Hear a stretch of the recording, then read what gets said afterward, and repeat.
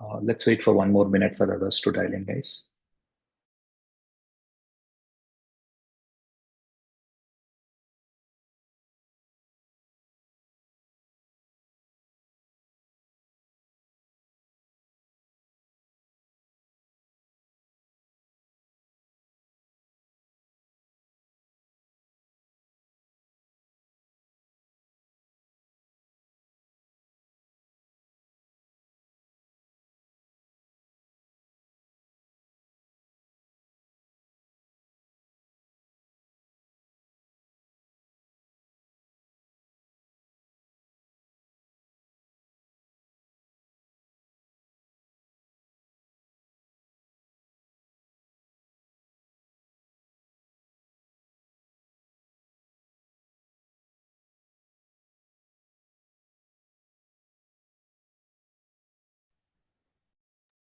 Okay, let's get started, guys. I'm sharing my screen.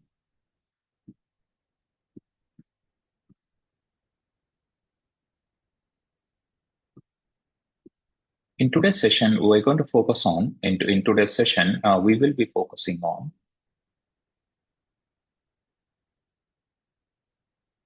okay, so the moment you log into OIC instance,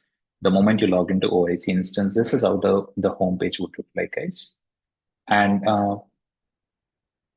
when you have to build the integrations, when you want to build the integrations, after you log into OIC instance, you click on the navigator and you click on the design button here and you go to integrations. This is where you build the integrations. Now, we will be focusing only on the options available in this particular screen today, because this is quite an important screen. And even when you build integrations in OIC in real time, guys, when you start working in OIC projects, you will spend almost 60 to 70% of your time only on in this particular screen. Okay, and it's quite important that you understand what these options are. And what I would do is I'll give you a very high level overview of what is possible in each of these components. And yes, as we progress in the course, we will be covering each one of them in depth. Now, a few navigation basics. When I log into the application, let me show you from a login page. When you access OIC instance, remember we shared the login credentials with you folks, right? So you have an OIC instance URL there, username and password.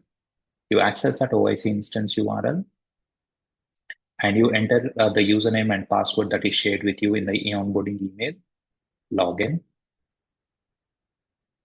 And I logged in as Prasad here, and you guys will be using a different user to log in.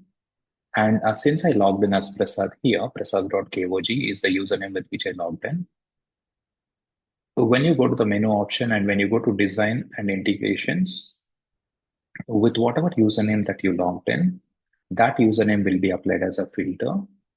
And whatever integrations that I have updated, you will be able to see that count of integrations here. Now, what are the integrations? What are the count of integrations that we see, guys? How many integrations did I update? How many integrations do we see there, guys? I updated close to 100 integrations, right? And that is what you see here. Now, what OIC will not do is it will not load the. Just give me 1 moment, guys.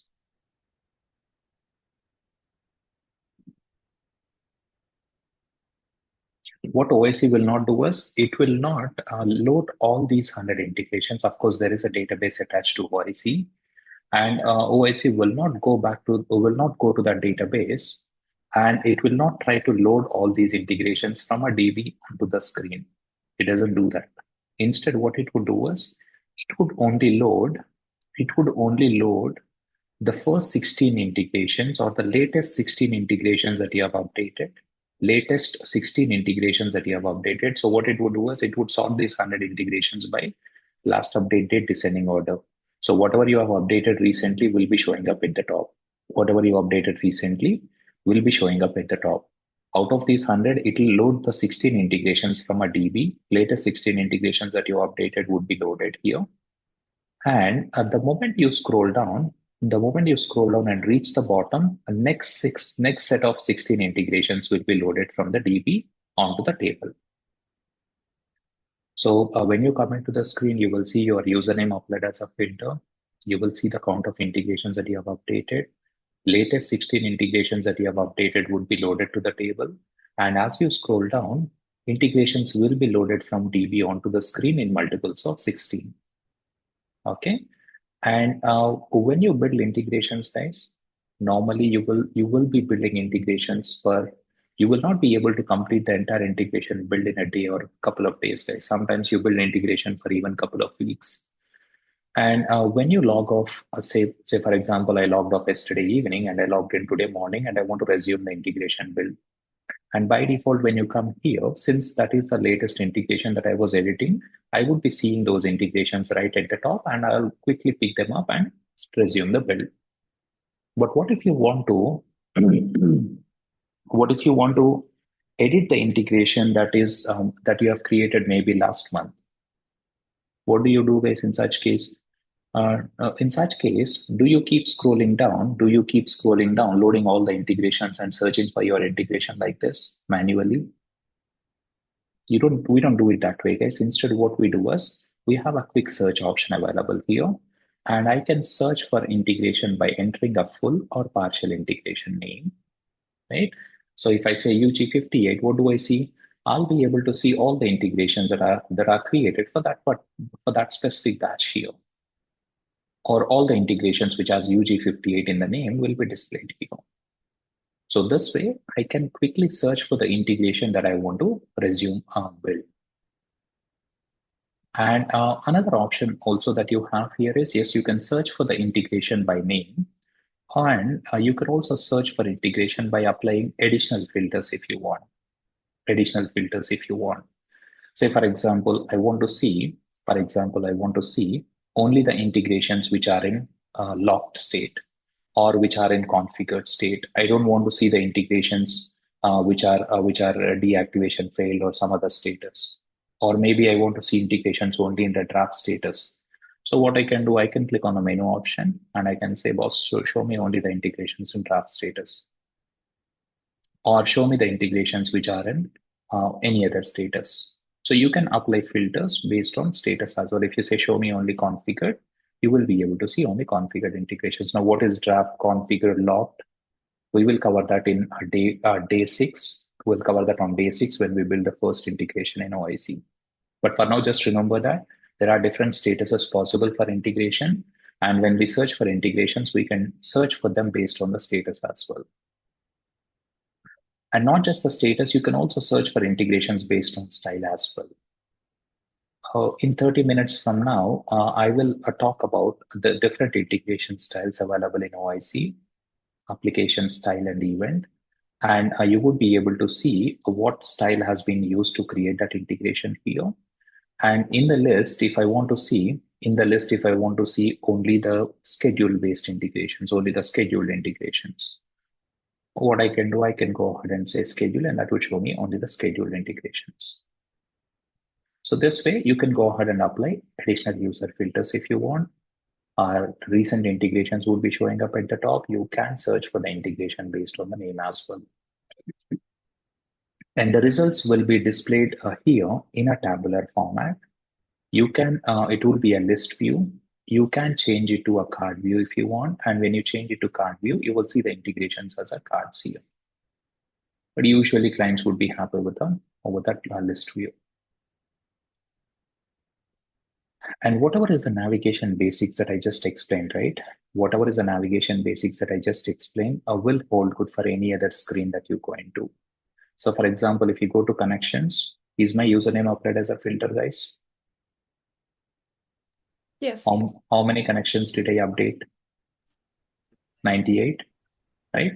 And are all the 98 connections loaded here from DB? No. No, how many are loaded? 16. 16. And those are the latest connections that I have updated.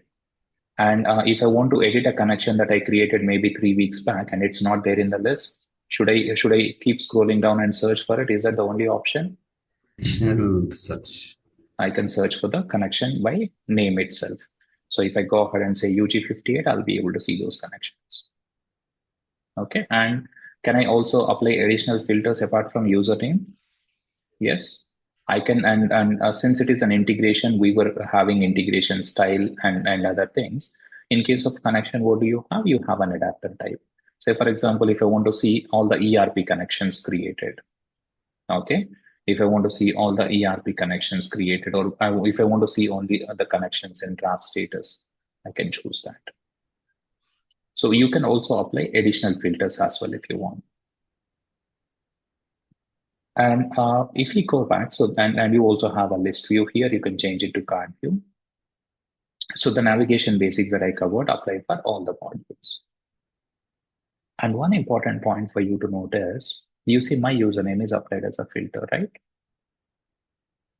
And 100 integrations is what I have updated. But is this a removable filter, guys?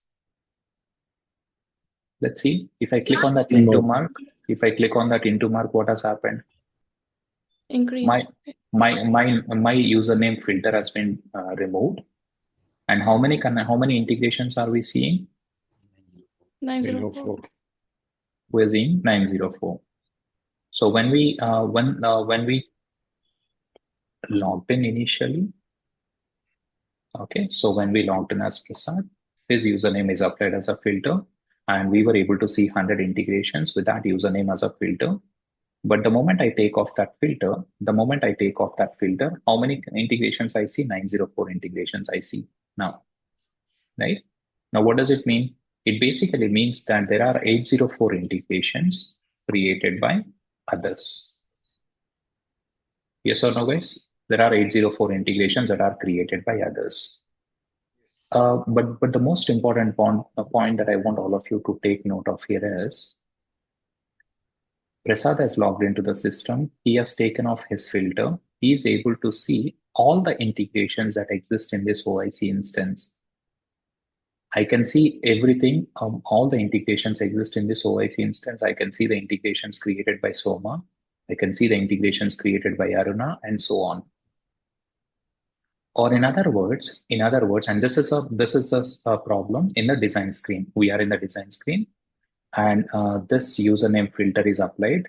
And without the username filter, we are able to see these integrations. And what is the problem basically, guys? Prasad is able to see his integrations, and he's also able to see 804 integrations as well that are created by others when he takes out a filter. So what does it mean, guys? All of them? Yeah, I can edit all of them. I can edit any of them that I want. I can make whatever changes I want. In simplistic terms, there's no access control. Can I call it that way, guys? There's no access control. Yes. Right? And when is this fine? When do you think having no access control could be fine? When you're doing an implementation project,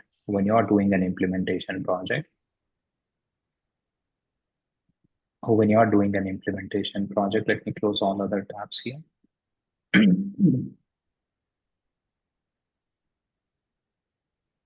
Okay, when you're doing an implementation project, if your client is implementing only one offering, maybe they are implementing financials or HCM or SCM, there's only one offering they are implementing, there's only one team. Okay, client is implementing only finance, there's only one team, and there are 4 to 10 members in it. Okay, so if all of us work in a same team, myself, Yogesh, Aruna, Bala, Guru, all of us belong to the same team. There's only one team, in fact, doing the integrations for a client. And since all of us belong to a same team, if Aruna is able to see my integrations or Guru is able to see my integrations, whatever integrations that I'm creating, it is absolutely fine, right? Because all of us work for a same project. In this case, it's okay. But if you're doing an implementation project for a different client, so in this particular case, if a client is implementing only one offering, or if a client has only one team, then there is absolutely no need to do access control. Then what is it that we can do? No need to do access control. you can directly build the integrations in design screen in that case. It's not required basically. But if you're probably doing this implementation for a different client, okay, there's only one team, no access control required, you can build integrations in design. But if you're doing an implementation project for a different client where you have multiple, when the client is implementing multiple offerings, or client is doing multiple rollouts at the same time, and we don't have one team, we have different teams working on different integrations. And those integration teams can be partitioned by the offering. One team might be building finance integrations, another one might be building HCM, a third one might be building SCM integrations, or the teams could be partitioned by country as well. Maybe myself and Arna are working in UK project, Soma and Guru are working in US project, right? So the teams could be partitioned by offering, or they can be partitioned by project, by rollout as well, or by country. But it doesn't matter how the teams are partitioned. Now tell me one thing, guys, if we have 4 members in a finance team, and let's say Prasad belongs to a finance team, he's creating finance related integrations. Client will be very specific and they say that, Prasad, whatever integrations you build should not be visible to the HCM team, because we don't want teams to blame each other if one of their integration is not working, right? So a client says, Prasad, whatever integrations you and your team is building, they should not be accessible to the HCM team or a SCM team. How do we safeguard it, guys? How do we safeguard it? Now, if we build the integrations in design screen, okay, if I build the integrations directly in design screen, when Divya or Kiran or Aruna logs in, and if they are from HCM team, they log in, their username will be applied as a filter, but if they hit that into mark, that's it, right? They will be able to see my integrations as well there. And that is exactly where, if you have multiple teams working in a project, and if you need access control, if there's only one team, you build integrations in design. If you have multiple teams, you definitely would be using projects in that case. And that's exactly where what you do. If you need access control, you go to projects, create a project. Say I call it as UG94. And let's say I'm creating this as finance implementation project. And what do I do after I create a project? After I create a finance implementation project, I would, since I created this project, I'm the owner of the project. Okay. And I'll be adding my other finance team members to the project here. Okay. Now, let's assume that I've given you guys another OIC username, right? I've given you guys another OIC username, right? I created this project and as Prasad, and I'm the owner of the project, and I've not given access of this project to the other user that I shared with you folks. So if I try to log into OIC instance, with a user that I shared with you, what's the user that I shared, guys? Can you pull out the onboarding email?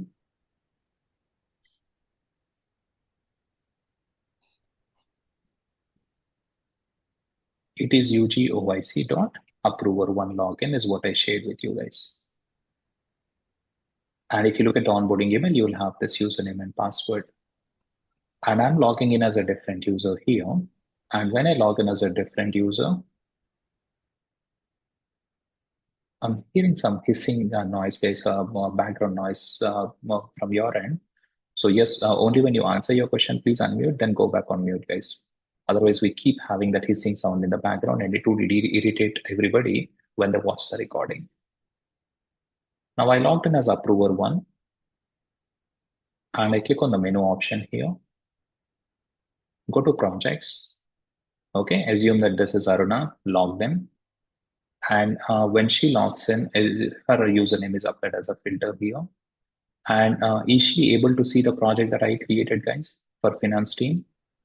Yes. I mean, if you have given access.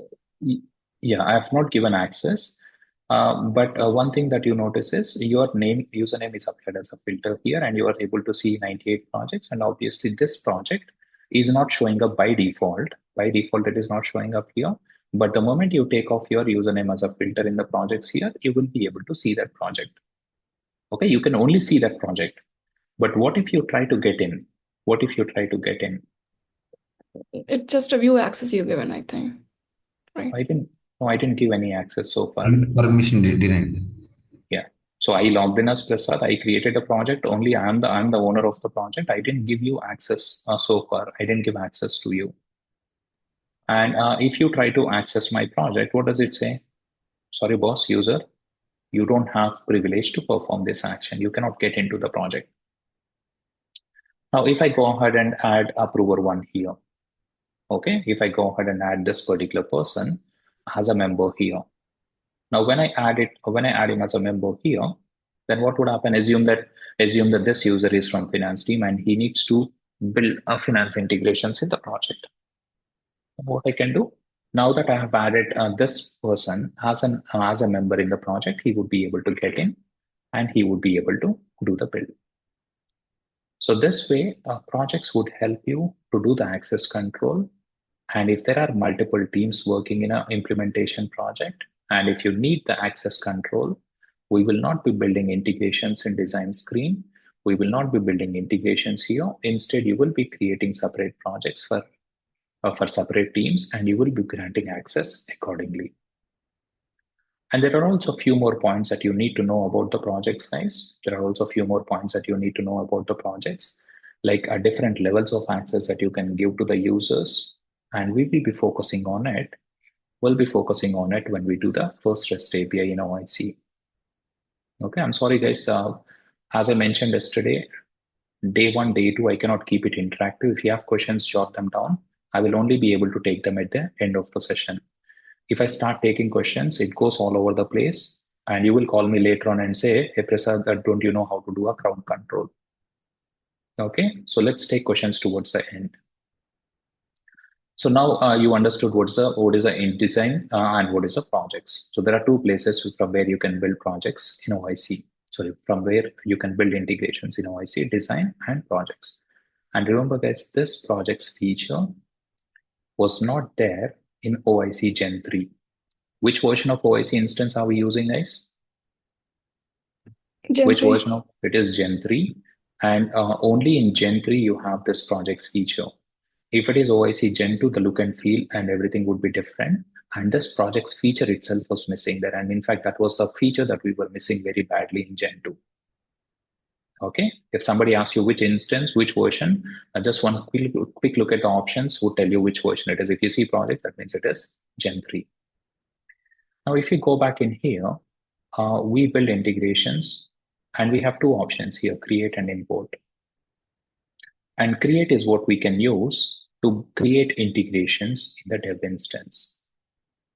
Okay, so you click on create and you will be choosing appropriate style for the integrations and you will be building integrations in the dev instance. Now tell me one thing is, what are the typical phases that you have in an implementation project? What are the typical phases you have in an implementation project, guys? Dev, set, UAT, and production. Yeah, these are the phases that you normally have: development, SIT, UAT, and production. Now, if you are doing a EBS implementation or Fusion Cloud implementation, do we have different instances for them, guys? Do we do development in one instance and do we do SIT in another one, right? Obviously, we don't do everything in one instance. In an exactly similar fashion, for OIC also, you will have 4 different instances, guys. For OIC also, you will have 4 different instances. And when you start off with a development, you get the development instance created, and you would log into that development instance. And if there are 100 integration use cases that you get from a client, you will build all those 100 integrations in the dev instance, right? Or choosing appropriate styles. And let's say you're leading a project and you get a call from a client, saying that, Prasad, please deploy all the integrations. We want to start SIT from tomorrow. They say, Prasad, we are planning to start SIT from tomorrow or from next Monday. Please deploy all the 100 integrations that you have created in dev instance to SIT. Okay, done. You've built 100 integrations in dev instance, and now they want you to move it to SIT instance. Now, when you have to move the integrations from dev instance to SIT instance, what is one obvious approach that you can do, guys? You can Import. pick up, use this import option. But before you import it, you need to go into the dev instance. Assume that we are in dev now. Okay, assume that we are in dev. Assume that this is dev. And from the dev instance, you can export one integration at a time. Go to integration and go to export it. And the moment you export it, that would create an integration archive file. It would create an IAR file. It stands for integration archive. And this file will contain the code that you have in that integration. Whatever logic that you have in that integration, that code will be there. And also please note that whatever underlying components you used in that integration will also be part of it. So obviously you used a couple of connections here. You used a couple of connections. These connections will also be included in it. If you have probably used an event or a lookup or JavaScript library, these are the 4 components you can use in the integration build. When you export an integration, not only the integration code, all the underlying components will also be part of it. Okay, so you don't have to worry about the dependencies. So you export this integration and you go to the target instance, and in the target instance, obviously you will not see that integration. Assume that we don't have that integration. And what do? You go ahead and import it in the target. You go ahead and import it in the target. It's like you export one integration that would create an IAR file, pick it up, go to the target instance and import it. And that would import the integration. But tell me one thing, guys, if you have maybe 10 integrations or 5 integrations, I ask Karuna, please migrate the integrations this way. You export one integration at a time and you import it. She might say, okay, Prasad, I'll export 5 integrations and I'll deploy it.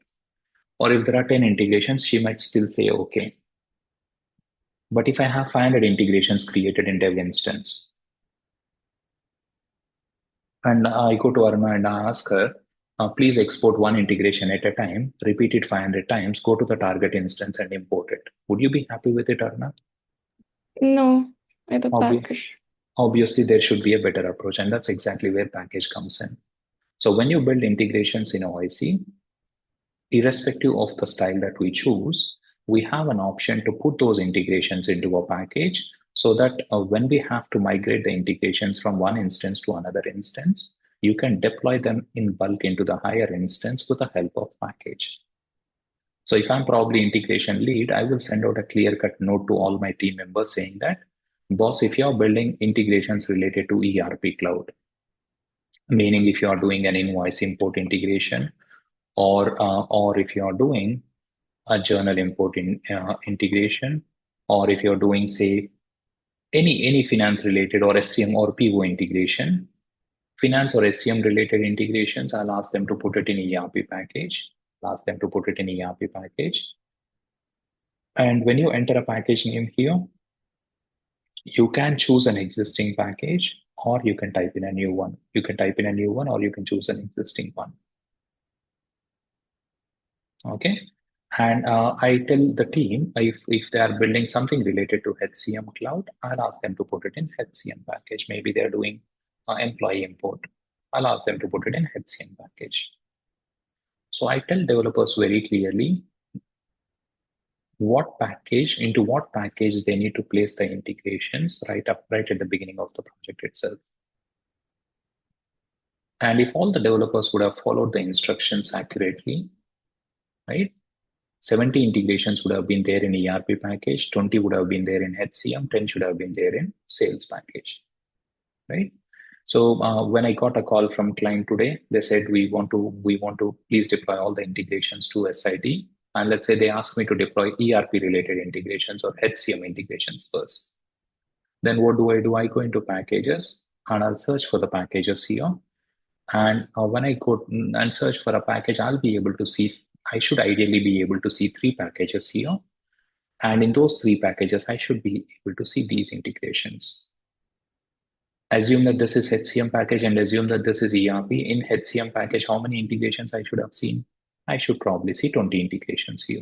In ERP, I should see 70 integrations. But life would have been much simpler if everybody followed instructions, right? So I told my developers, I sent multiple emails telling them that, boss, if it is an ERP integration, put it in ERP package. If it is HCM, put it in HCM package. But you always have that John and Tim who build invoice integration, and he might not put it into a package. Or there might be or somebody might have created employee integration, and they might have put it into ERP package by mistake. Quite possible, yes or no? Yes. And there should be a way to repackage them. And how do we repackage the integration? Yes, when we create integration, we do have an option to put it into a package. And if those integrations are not put into the right package by the developer in first place, you can repackage it by opening the integration, go into settings, and you should be able to change the package name from here. Okay. And what is it that you do? You go ahead and do a basic check. Check if you have the relevant integrations in those packages. And you click on the number, it shows you what integrations are part of the package. Verify them. If something extra is there, you take it off, put it to another package.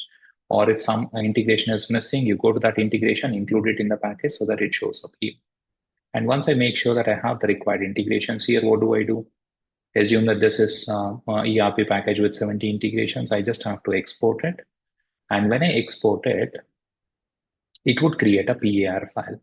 It would create a package archive file. And in that PAR file, how many integrations will be there, guys?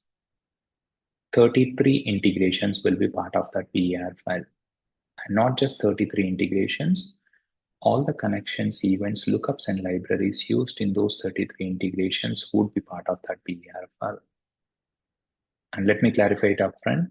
One of you might raise a hand and say, Prasad, out of these 33, I want to include only 30 in the package when I export it. Sorry, boss, you don't have a choice.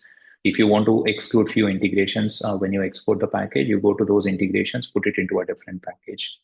But by default, when you export it, you don't get a chance to pick and choose what integrations you want to include in it. By default, everything gets exported. So you export that package and you go to the higher instance, and in the higher instance, you go to a package and you go ahead and import that PAR file. So with just export of one single file, and importing that PAR file here, even if that package has 500 integrations, just exporting one file and importing it in a higher instance would import all the 500 integrations, connections, events, lookups, and libraries. But yes, after the package or PAR or IAR files are imported, we need to go to connections, lookups, and libraries, and we need to make relevant changes, or we need to configure them after we deploy them in a higher instance. What sort of configurations we need to do? We will focus on it when we do the migration session. Towards the end of the integration track, we will do one session on the administration of integrations. And in that session, we will be doing hands-on to understand how to migrate integrations in bulk using a package or using a IAR files. So that's a story with package. Now, when you create integration in dev instance, there are 3 styles for you to choose from. And you need to be really careful when to, and nobody is going to come to you and say, hey, Prasad, for this integration, use schedule, or for this integration, you use application style. It is you who has to make that decision. Now, when do we use application style, guys? Can anyone give a scenario? When do we use application style? We used it yesterday, right? Salesforce trainings. Absolutely. Real-time integrations, we can go for application. Yeah. So if you're building an integration in OIC, and if that integration is supposed to be triggered by another application, then we create integration using application style. And after you build an integration using application style, when you activate that integration, what would happen, guys? When you activate that integration, when you activate this integration, there will be a endpoint URL generated. And that endpoint, with the help of that endpoint URL, you will be calling the integration from another application. So if you're building an integration, and that integration will be triggered explicitly on demand from another application, and what could that other application be, guys? What was that other application in yesterday's use case? Salesforce. Salesforce. But it can be any application, guys. It can be ERP. It can be ERP triggering your integration when item is updated, or it can be approval process. It can be approval process calling your integration after approvals are obtained. It can be VBCS application calling your integration, or it can be SAP, or it can be any other application. It can be even database running the integration when you poll on a database table, or it can be FTP triggering the integration. So it can be any application. So the bottom line is, if you're building an integration, and if that integration has to be triggered explicitly on demand from another application, that's when you choose that application style integration, build the integration using that style, and after you build it, when you activate it, there would be a URL generated, and that URL is what you share with the other team. Now, what could be the use case for schedule, guys? So what does it mean? It is typically used for batch processing or a file processing. So let me give you a couple of scenarios for it. Say, for example, let's say you're doing a implementation project for a SCM client, and let's say they are using a WMS system, internal warehouse management system. Let's call it application A. You have items in that system that get updated on a periodic basis. And with the item updates that happen in the system, WMS might generate item CSV files, and WMS might place those item CSV files in the on-prem FTP server. And this is within the client network. And please note that these item update files that are placed in server 1 by WMS should be passed on to a third-party system. It can be, let's call it application B, it can be OTM or any third-party shipping app. And they need to have updated item information. Now, we cannot go to client and ask them to expose on-prem FTP server to a third party, because there might be a lot of other sensitive information in there. And so in such cases, what do? We go to application B or third party, and we ask them, boss, is there any other FTP server or any other file storage area where I can place the file so that you can pick it up? So application B might say, Prasad, please place the file in this FTP server, or they might say, please place it in this Amazon S3 bucket, or they might say, please upload it to Google Drive, or they might say, please put it in this local file storage. So they tell you, here I've taken the source and target as FTP servers, but this file storage can be anything. It can be Google Drive, it can be Amazon S3 bucket, it can be a storage bucket in OCI. It can be any other storage space, guys. You have adapters in OCI in OIC to talk to any of those storage places. So if application B says, because ours is a conventional application, we have this FTP server. If you can place the files, if you can transfer the files from here and place it here, I'll be able to pick them up and process it. So what do you do in such case? You build a file transfer service, and in the integration, you put in logic to transfer the file from server 1 to server 2. And after you build the integration, or when you build the integration, what is the first question that you need to ask the client, guys? When you build this integration, of course, the logic that you plug into the integration is okay. You will pick it up from here and you will transfer it. But the question is, who is going to trigger that integration?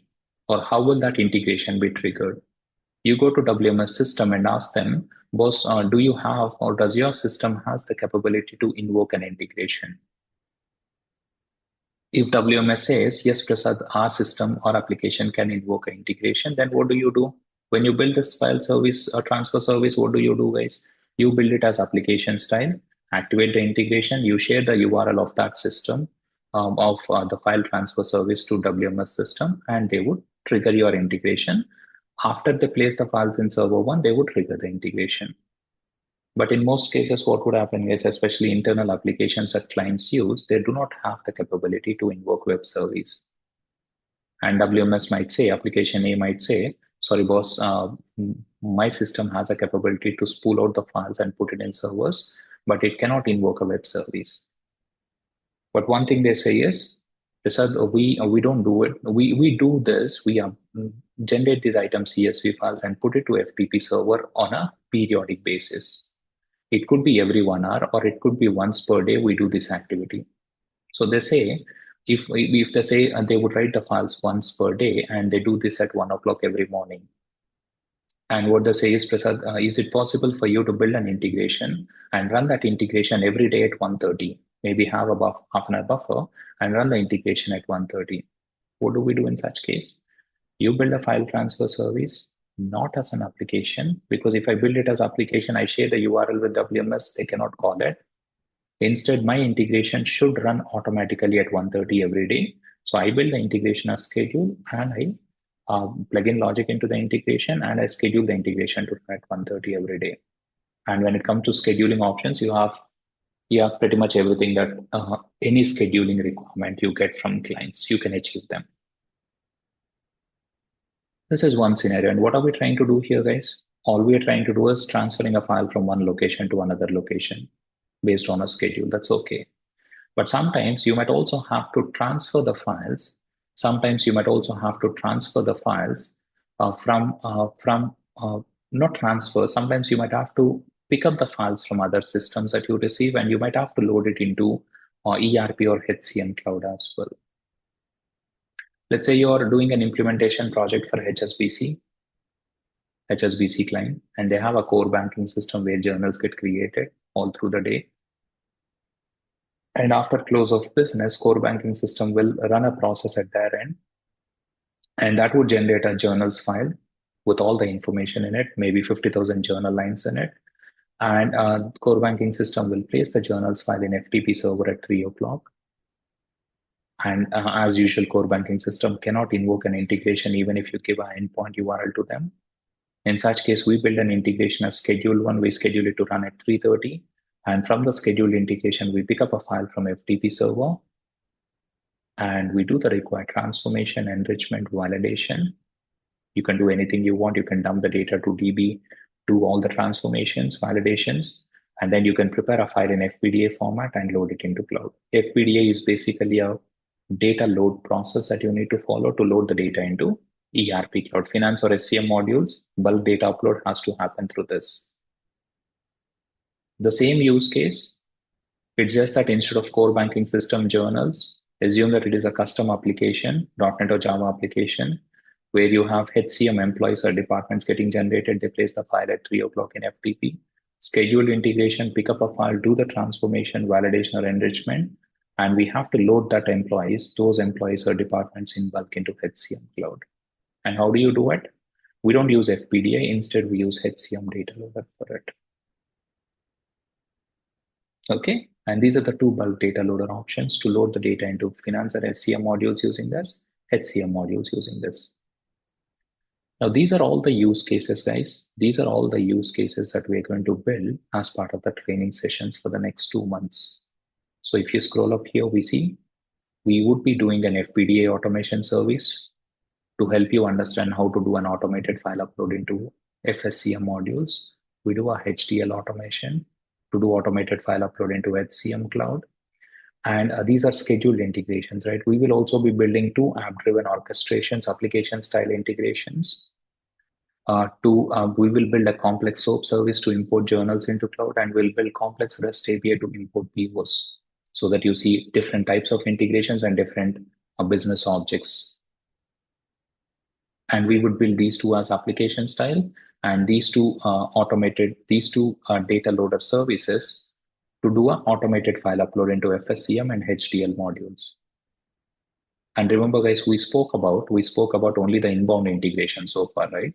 Meaning when a client implements Fusion Cloud, there would definitely be a requirement for you to build inbound integrations here to load the data from other systems that the client has into Fusion Cloud. It could be core banking system giving you journals. It could be billing system giving you AR invoices. It can be a third-party system like Bloomberg giving you exchange rates. We would one key duty that we play is we build inbound integrations to load the data from other systems into cloud. And these are the 4 inbound integrations that we build: complex SOAP to import journals, complex REST to import PO, FPDA, and HDL automation. And at the same time, you also have to build outbound integrations to extract the data from Fusion Cloud and send it to other systems. And we will be building 4 outbound integrations towards the second half of the integration stack. And in those integrations, we will see, in those 4 integrations, we'll see how to extract the low data volume updates done in finance or SCM modules and send it to downstream systems using a business event-driven approach. How do we use a BIP to do a bulk extraction and send the data to other systems? If you have to do a bulk extraction of data from HCM cloud, you can make use of BIP or you can use HCM extracts. So we'll build one integration to do a HCM extract automation, another one for BIP. And if you have to deal with low data volume updates done in HCM cloud and you want to send it to a payroll vendor like ADP, you can make use of Atom feeds. So yes, we will be building 4 inbound integrations to show you how to load the data into cloud using different approaches. We will be building 4 outbound integrations here to show you how to do a bulk extraction of data and low data volume extraction from FSCM modules and HCM modules using 4 different approaches. And you will be able to see those integrations here, the BIP integration, HCM extract, HCM atom feed, and the business event-driven integrations we would cover in publisher subscriber integrations. And apart from these 4 inbound and 4 outbound, you would have agent-related integration with on-prem systems, third-party integrations with Salesforce, and so on. And there's also another type of event style that we can use. There's also another type of event style that we can use called as another integration style called event. We'll cover this in detail. We'll cover this in detail when we do the publisher subscriber integrations. When we do the publisher subscriber integrations, we will understand how to make use of our event streaming feature in OIC. Okay. Now, if you go back, so you have integrations, and when you create integrations, you know very well what is the role that the connections would play. So when you create, whenever you have to create any integration, depending on the systems that you want to interact with, you need to create the connections. And when we looked at the Salesforce to ERP use case, we created Salesforce and ERP connection, then you use them in the integration. And events, we'll cover it in event streaming integrations. We do have a concept called lookups, guys. We do have a concept called lookups. Now, let me explain how lookups would come handy. I'll just give you one use case so that you understand. Yes, lookups have plenty of usages, but I'll give you one use case. If you log into OIC, and let me just show you one integration that we're going to build.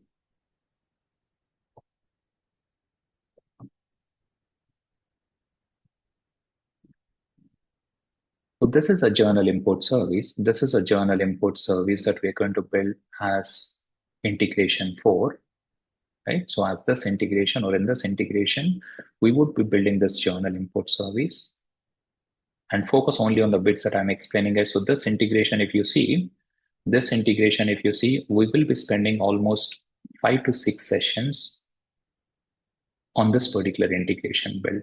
And you will be able to see that there are almost 30 to 40 nodes in this integration.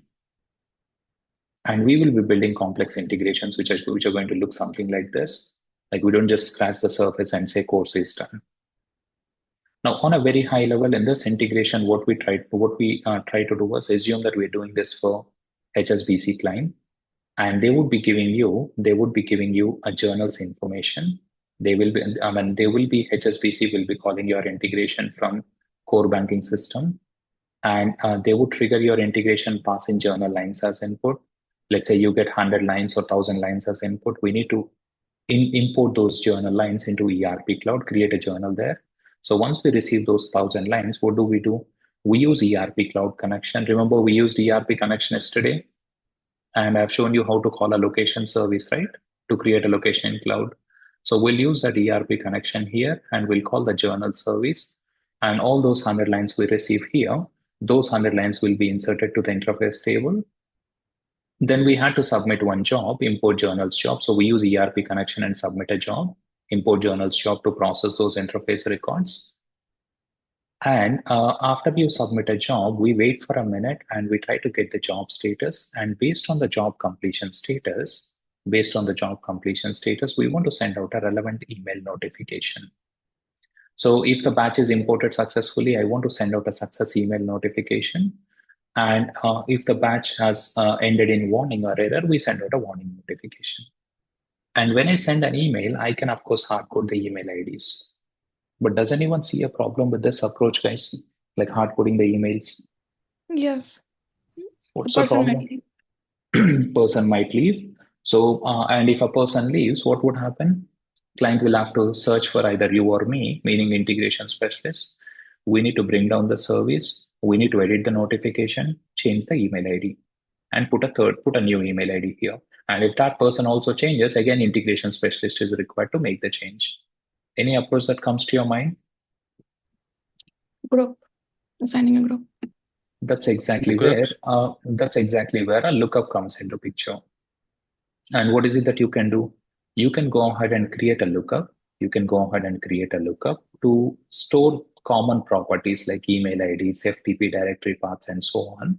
So you create a lookup like this. And in that lookup, what do? You create a email property and you store the email IDs in the lookup. And what do? You will not hard code the email IDs here. Instead, you will use a function. There is a function called lookup value function. And with the help of that function, what I can ask OIC to do? I can ask OIC, boss, go to this lookup, go to that lookup, search in the property name column for this property, search in the property name column for this particular property, and get the property value. And whatever value is there here in the property name value for that particular row, you get this. So this would be the result of this expression. I'm saying go to the lookup, search for no reply from email property, get the value and use it. And I can repeat the same thing here. Instead of no reply from email property, I say, look at this particular property. Now, instead of hard coding the email IDs here, or like to and from email IDs, if I get the email from a lookup directly using a lookup value function, what's the benefit out of it, guys? If you do the similar thing here also, instead of no reply from, you use a journal to email property, what's the benefit you get? Tomorrow, if these people change tomorrow, client will not even ping you. They don't even have to deactivate the service. They will just go to the lookup. They will change the entries in the lookup. So from that run onwards, so if Tim and Steve were there initially, maybe Tim and Steve were there in the lookup. Now it has been changed to John and Steve. What would happen? Then from today onwards, the journal notifications will be sent to this person. There are plenty of usages for lookup, guys, but one common usage is, yes, you can use it to store common properties like URLs, email IDs, and FTP paths, and you can pull the details directly from here. And if you go back, and what else we have? We have a concept of JavaScript libraries, guys. Remember, when you do the integration mappings, guys, when you do the mappings within the integration, there will be a lot of functions already given by Oracle. There are already a lot of transformation functions given by Oracle, grouped into categories. You have plenty of date functions, maths functions, string, advanced integration, cloud functions, etc. And we do have, if you enable XSLT, you will also be able to see advanced XSLT functions as well here. Now, these basic functions and advanced XSLT functions would be more than enough for you, to do whatever transformation that you want to do on the source payload before you assign it to the target. Very, very rare, probably 1 in 100 use cases, if you have to do some transformation and if you don't have a function, either a basic or advanced function to do that transformation on the source attribute before you assign it to the target, in such cases, you can register a JavaScript library and use it in the integration. Now, you don't need to open up your JavaScript books and start learning it first before you learn OIC. 2 reasons: we use it 1 in 100 cases. And the second reason is JavaScript is very widely used programming language for web development. If you need any function to format a date or string or any other thing, it should not take more than 2 minutes for you to get that code from Google if you have basic search skills. Packages we just covered. Agents, and this is basically a connectivity agent that is used to talk to on-prem systems. And when we do this SaaS to on-premise connectivity, on-premise service with connectivity agent, in this integration, I'll show you how to integrate a cloud application with on-prem database server running on a local machine. And when we do that integration, I'll talk about the agent installation on the on-premise machine, and I'll also talk about how to use the agent in the connection and how to use the connection in the integration to talk to on-prem systems. And adapters, whenever you create a connection, Whenever you create a connection, you pick an adapter, and these adapters are what you see in the adapter tab here. Okay, let's stop here for today. And before I take the questions, we're done with the free demo sessions with today's session, guys. If you have not enrolled in the course yet, I think there are very few. If you have not done the enrollment process yet, please call or send a WhatsApp message on this number. We will be enabling a passcode on the meeting right after this session. Right after this session, we'll enable a passcode. And if you want to dial into a live session tomorrow, you will be using the same Zoom link. But when you hit that link today, you were able to join it automatically. But tomorrow, it would prompt you to enter a passcode. And once the passcode is enabled, if those of you who have already made a fee payment and received an onboarding email, you will receive another email later today around 3 or 4 p.m. And in that email, you have a passcode. Do check your inbox, do check your spam folder for the passcode. And you need to use that passcode to attend the training session tomorrow. If you have already made a fee payment and if you have not received the passcode yet, do let me know by today night itself. Please don't ping me tomorrow morning at 9 o'clock. Okay, I have another session at 8. I'll be in another meeting. And if you ping me, I paid the fees, I didn't get the passcode, I won't be able to help. So please, you would definitely, if you have made a fee payment, you would definitely get the passcode by today EOD. If you have not received it, around 9 p.m., let me know, ping me on this number. Say that, Prasad, I paid the fees, but I didn't get the passcode. Okay, I will be able to share it. And if you don't complete the enrollment process for whatever reason, tomorrow morning, if you ask me to share a passcode, it will be difficult for me to do it. Okay, and the complete details about the course I explained in yesterday's session. 2-month-long training, Monday to Saturday, 1-hour session, 15 integrations, 5 VBCS and 5 PCS applications are what we build. We record every live session, give you lifetime access to them. We give you instance access for 3 months time. Okay, please raise your hand. We'll follow the same protocol that we did yesterday. Raise your hand. I'll call out your name, ask the question, and once your question is answered, lower your hand and go back on mute. Yes, Aruna. Do you have a support team to answer the questions? I'll be your single this point live of session. contact. I'll be your single point of contact for any questions that you might have. And when you start practicing it, especially when we build the first complex integration like file transfer service, I will teach you how to debug your integrations yourself.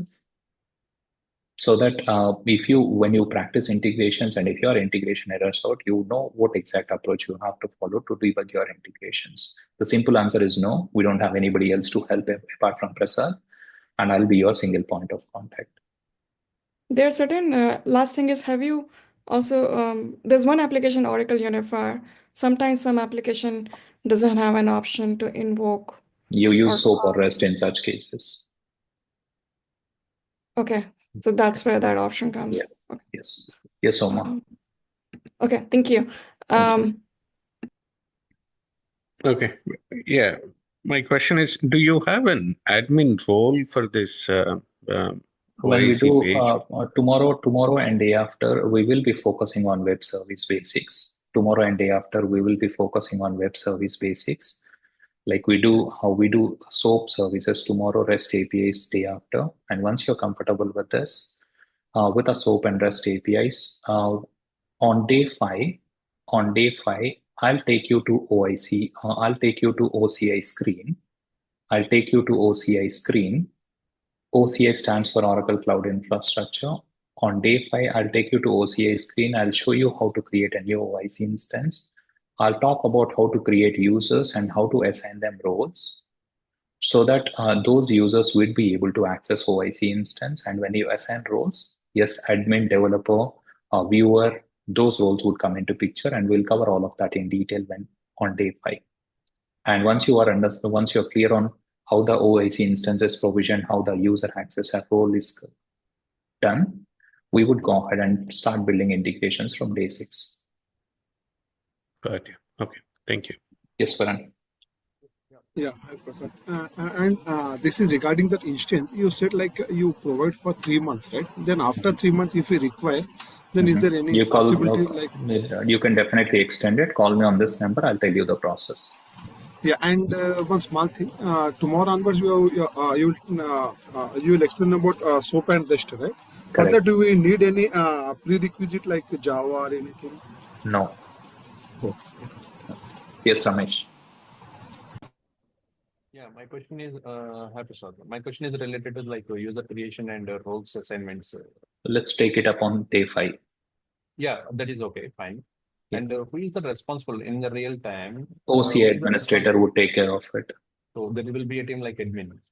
OCI administrator. I didn't say OIC. OCI is from where we create OIC instance, and OCI, that Oracle Cloud Infrastructure Console has an administrator. It is his job to take care of everything related to infrastructure. Okay, okay. Yes, So Laksh. Yeah. Thank you. Thank you. Laksh. Nagendra. Yeah, Prasad. So earlier you talked about the projects, right? Where if you wanted Correct. to have a access control. So will that prevent only the integrations to be not editable, or even the connections as well? Because if the same connection is used by other teams or the other teams that are You working, can I you still can see a risk of data being manipulated, right? If they are pointing to something else. So if will you it? put if you create a project, all the components that you need for your project, you will be doing it within the project itself. Okay. You whatever connections that you need in the project, you create them as connections, not in the design. You do it within the project itself. Don't think that only integrations are here, everything else is in design. All the components, remember those 5 components: integration, connection, event, lookup, library. These are the 5 things that we need to build integrations, and those 5 things you see here: integration, connection, lookup, library, and event. And if I create a connection in finance project, then you will be able to access it only if you are a member of it. Got it. And regarding the lookup, so in SOA, like when we are doing in SOA, right, we do have qualifiers. So do we have the similar kind of concept We'll talk for about it lookups? when we do the journal import. We'll use the lookup, and I'll talk about everything related to the lookups in that session. It has highly flexible structure. You can do a bulk import and all that stuff. Okay, so let's get into the granular details later on. Surya. Sure. Hey, Prasad, like I tried reaching out to you 2 times yesterday regarding enrollment. Okay, you called at 9:30 and we don't work at 9 o'clock. Okay, so I shared the bank account details with you. You can do the payment and send us a screenshot, or you can call me after this meeting and we can have a quick discussion. Yeah, sure. Yes, Yogesh. Able to hear? Yes, please. Yeah. So when we suppose there are 100 integration and 16 gets loaded, and if we filter something, at that time the new set would get loaded, right? Correct. Yes. Whatever is matching as per that filter. Yes. Okay. That is one. And second thing is that related to the OIC onboarding, I have made a payment. I have not received an email, just an update. Okay. And I will request for that passcode. That's the only question. Yes, please. Just drop me. Just say hi in WhatsApp. I'll pick it up right away. Okay. I'll pass on the note to admin. Okay. Thank you, sir. Okay. Thanks, everyone. See you tomorrow. And it would be meeting would prompt you to enter a passcode. Check out your inbox. Check out your spam folder. If you don't receive a passcode by 9 p.m. today, please do ping me so that I can share the passcode in advance.